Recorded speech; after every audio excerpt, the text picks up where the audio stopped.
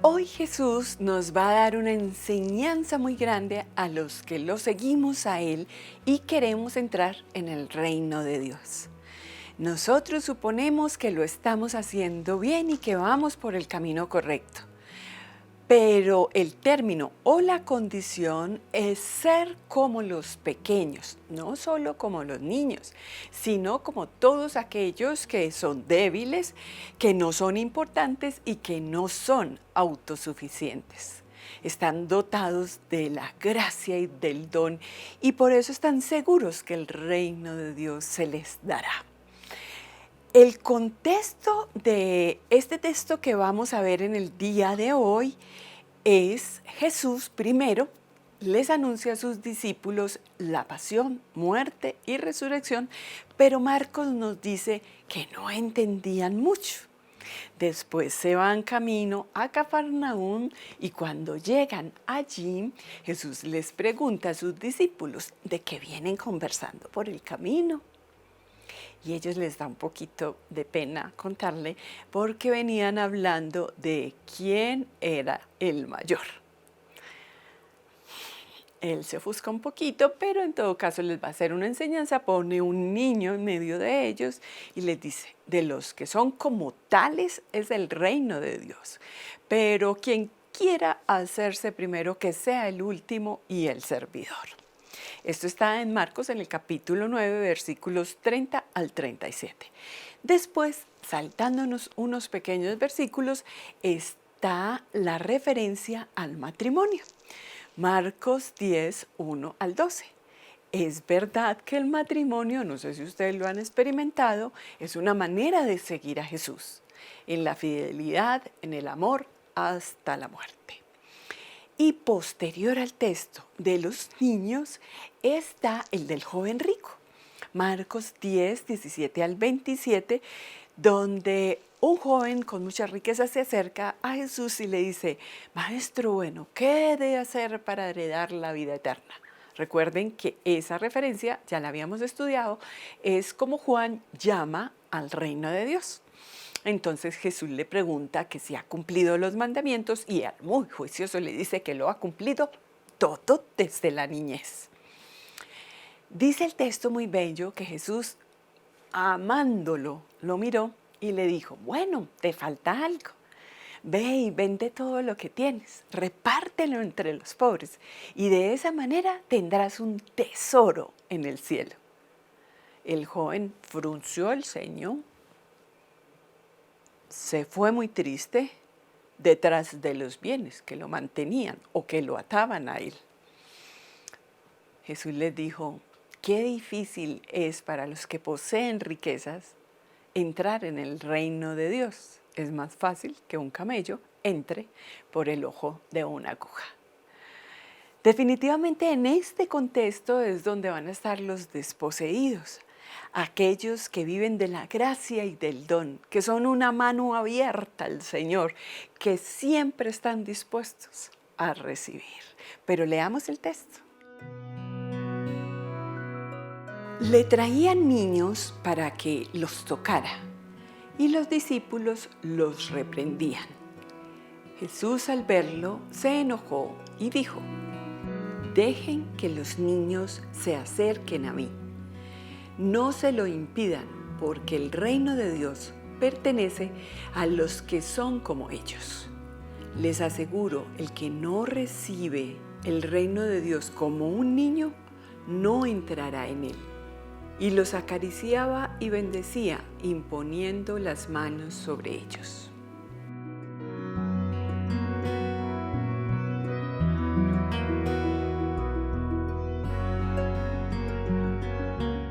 Nos dice el texto que Jesús se enojó con sus discípulos, pero en realidad la palabra más exacta es que le dio ira con sus discípulos.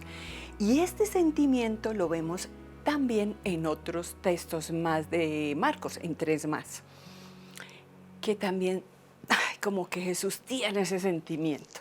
El primero, Marcos, en el capítulo 1, versículo 4, cuando un leproso se le acerca a Jesús y le dice, si quieres, puedes limpiarme. Jesús mira a su alrededor con ira por lo que le pasaba a este hombre, por la situación en la que lo habían puesto. Después, en el capítulo 3, Jesús va a entrar a la sinagoga. Allí encuentra a un hombre con una mano paralizada, lo entra y lo pone en el centro. Todos estaban al acecho, sobre todo los fariseos y los escribas, de si él iba a sanar en sábado. Eso era prohibido y todos estaban pendientes de qué era lo que iba a hacer Jesús. Pues Jesús no solo sanará a este hombre que en definitiva está en el centro del corazón de Dios y por eso lo pone en el centro de la sinagoga, sino que también iba a sanar el sábado. Él le dice, entra en una discusión muy corta con los fariseos, pero los mira con ira. Es que por la dureza de su corazón, ¿cómo puede ser que se prefiera el sábado por encima del ser humano? Y le dice, extiende la mano y él queda curado. Otro texto también, para que comprendamos ese sentimiento de Jesús, es Marcos 11:11. Este texto es después de la entrada triunfal de Jesús a Jerusalén, llega al templo y mira con ira porque se da cuenta en lo que han convertido el templo de Jerusalén, en una cueva de ladrones. Marcos lo hace distinto a Mateo y a Lucas, pero lo hace bellísimo porque como cae como el telón de la noche y al otro día es que viene y despacha a los vendedores. Ahora la ira es despertada por el desconocimiento de los discípulos, que desprecian a los que son como tales, lo pongo entre comillas, porque son estos que no tienen nada y que le estorban a muchas personas. La ira de Jesús es porque definitivamente los discípulos no están comprendiendo, ya lo veíamos en el contexto, no comprenden, porque para entrar en el reino deben estar exentos de presunción, de vanagloria y de poder. Porque si es así, puede que se apoyen en sus obras y en sus posibilidades y entonces estén muy lejos de recibir el don y la gracia que les ofrece Dios y que lo reciben los que son como los niños que se dejan acoger por Jesús.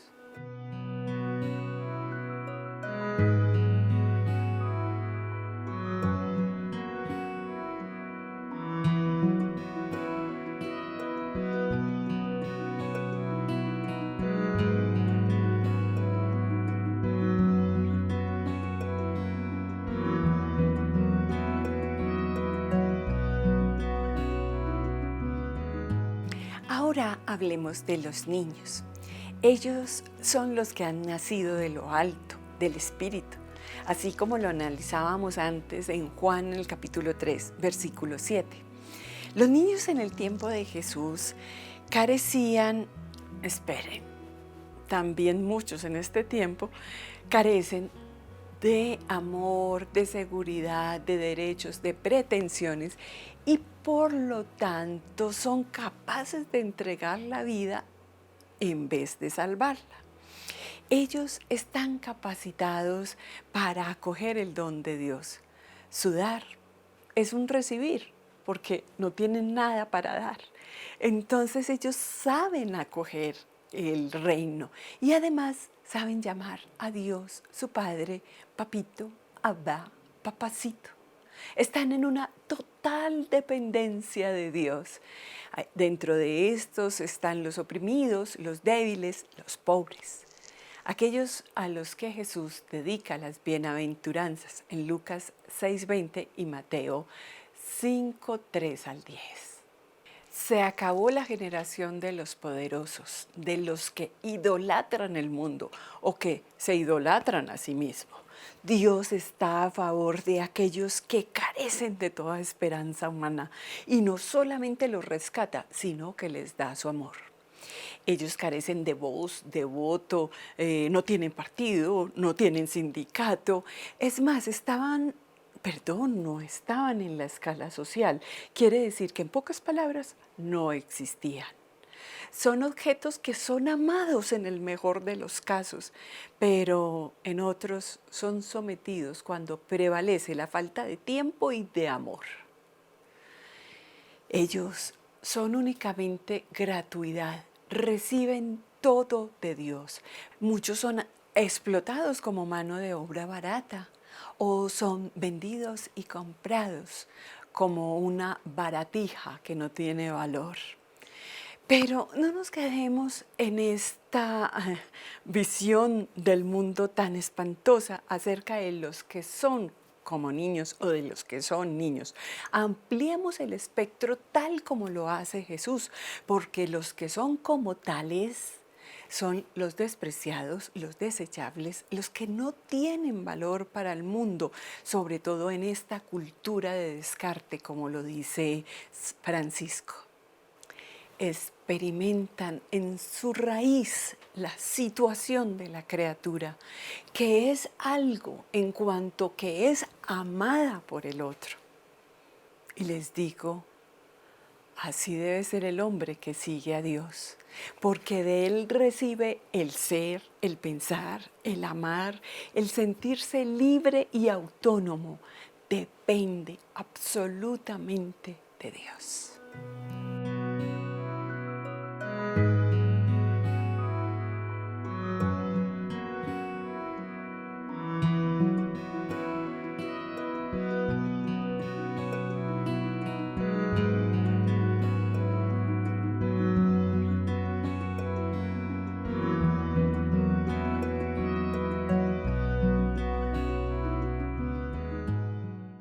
El hombre recibe de Dios el ser mismo y por eso puede aceptarse y amarse porque ya ha sido aceptado y amado incondicionalmente por Él.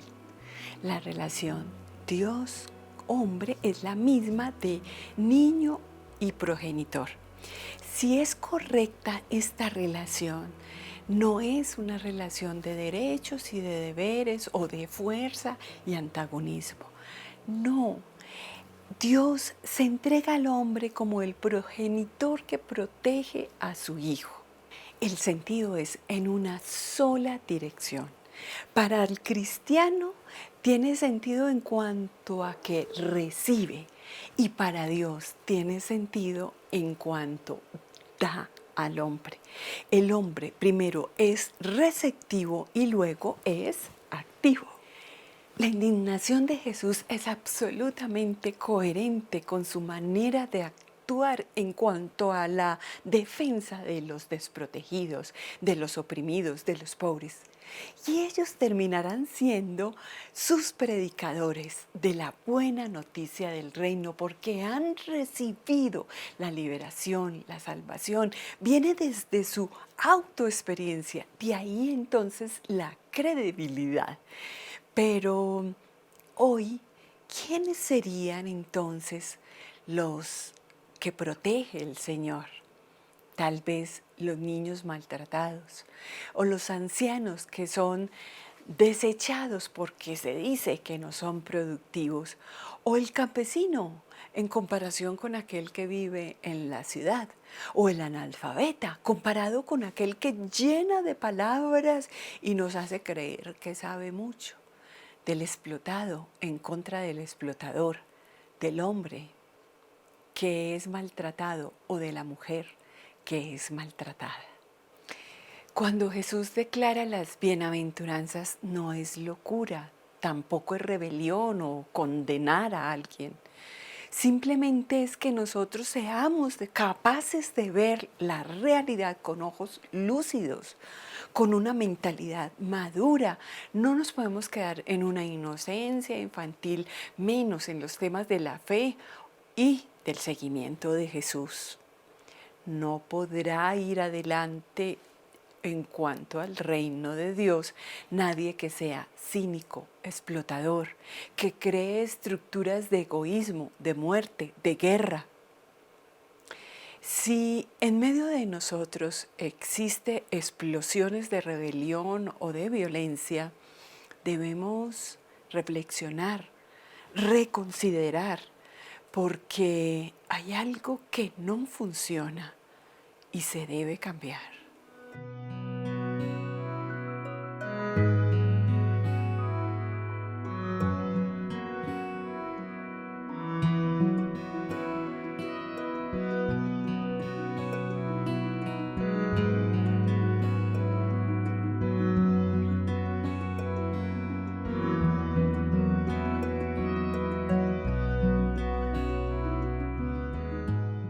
Cuando hablamos de adultos, decimos que son independientes, pero a la hora de la verdad no sé de qué, tal vez de ellos mismos, porque en la mayoría de los casos las posesiones los poseen.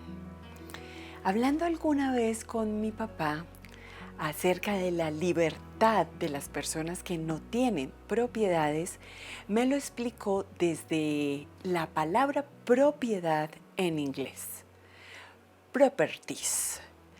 Y si lo separamos en dos, podemos ver lo que puede significar proper ties, o sea, la propia atadura.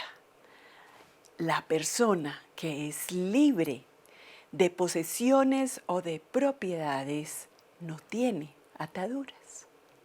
El seguimiento de Jesús tiene que ver con aquellos que son como tales o como los niños, que se desprenden completamente de sí mismos, con tanta elasticidad, con tanta capacidad.